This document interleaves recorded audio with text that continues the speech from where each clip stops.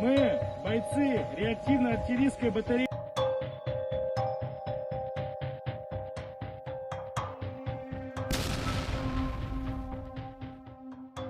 Zaporizhia Oblast offers one of the clearest examples of how territorial control is achieved in modern high-intensity warfare. This front is not defined by fast-moving armored columns or sudden collapses, but by pressure applied steadily over time. It is a battlefield where the outcome is shaped less by headlines and more by endurance, firepower, and the ability to make enemy positions untenable. What is unfolding here reflects a broader shift in the character of the war. Rather than seeking dramatic breakthroughs, Russian forces appear focused on methodical occupation, taking ground slowly, securing it permanently, and expanding control in a way that is difficult to reverse. This approach relies on layered strikes, attrition, psychological pressure, and physical consolidation.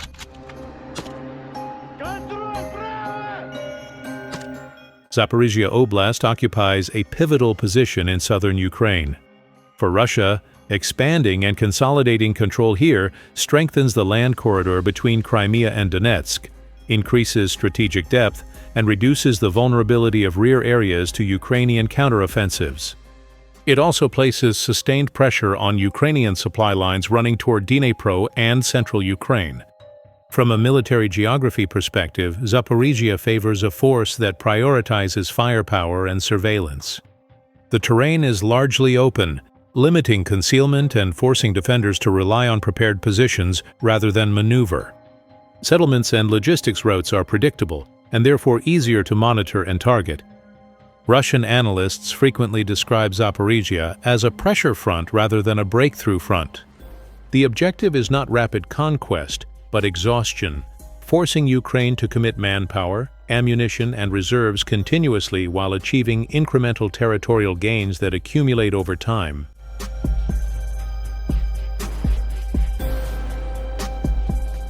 According to the Russian Ministry of Defense and affiliated military reporting, Russian forces have taken control of a growing number of settlements and tactically valuable positions across southern and southeastern Zaporizhia. These claims are framed in operational terms rather than symbolic ones. Emphasis is placed on securing terrain that improves defensive lines, dominates supply routes, or provides staging areas for further pressure. Russian narratives consistently describe Ukrainian units withdrawing under sustained fire rather than being destroyed outright. Once positions are vacated, Russian troops reportedly move in to fortify the area, digging trenches, deploying engineering units, establishing logistics access, and integrating the ground into a layered defensive system.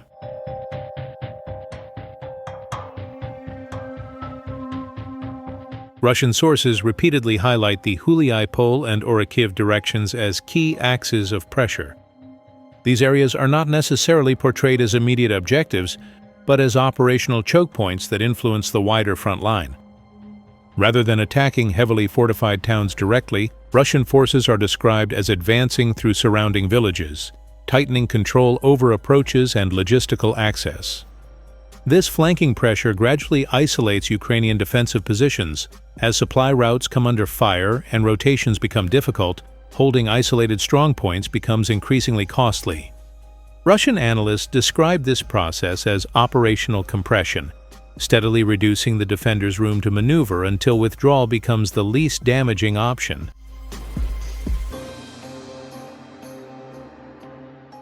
A central pillar of Russian territorial occupation in Zaporizhia, according to Russian military reporting, is the sustained use of combined strikes.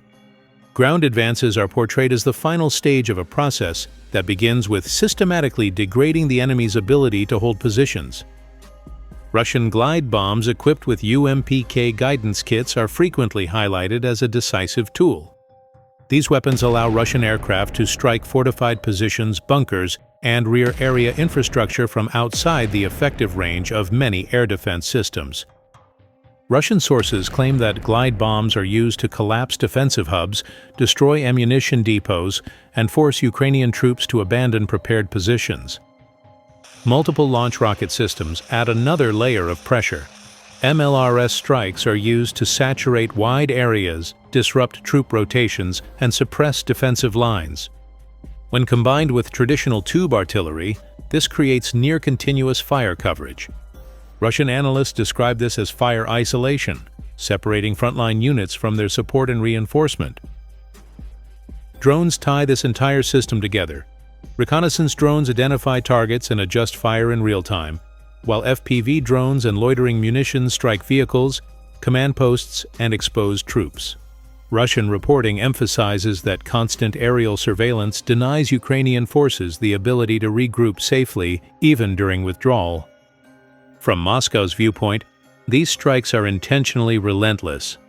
The goal is not shock, but exhaustion, wearing down defenders physically and psychologically until holding ground becomes impossible.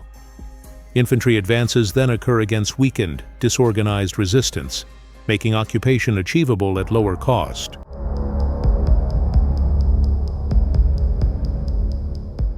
Russian military and media sources also claim that intense battlefield pressure in Zaporizhia has led to instances of Ukrainian troop surrenders. These claims are framed as the result of sustained fire, isolation, and psychological exhaustion rather than sudden collapse.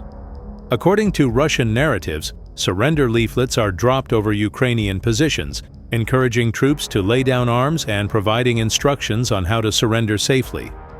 Russian sources describe these leaflets as part of a broader psychological warfare effort, aimed at exploiting fatigue, shortages, and declining morale among frontline units.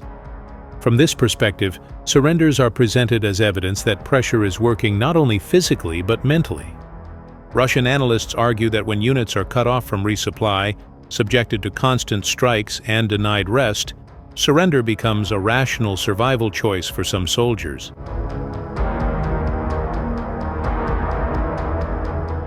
Despite Russian claims of occupation, Ukrainian authorities frequently deny territorial losses or describe them as temporary or contested.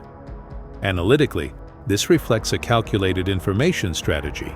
Acknowledging loss of ground can affect morale, recruitment, and international support. By denying losses or reframing withdrawals as tactical decisions, Kyiv maintains the image of resilience and control, particularly for foreign audiences. From Russia's perspective, however, information statements do not define reality.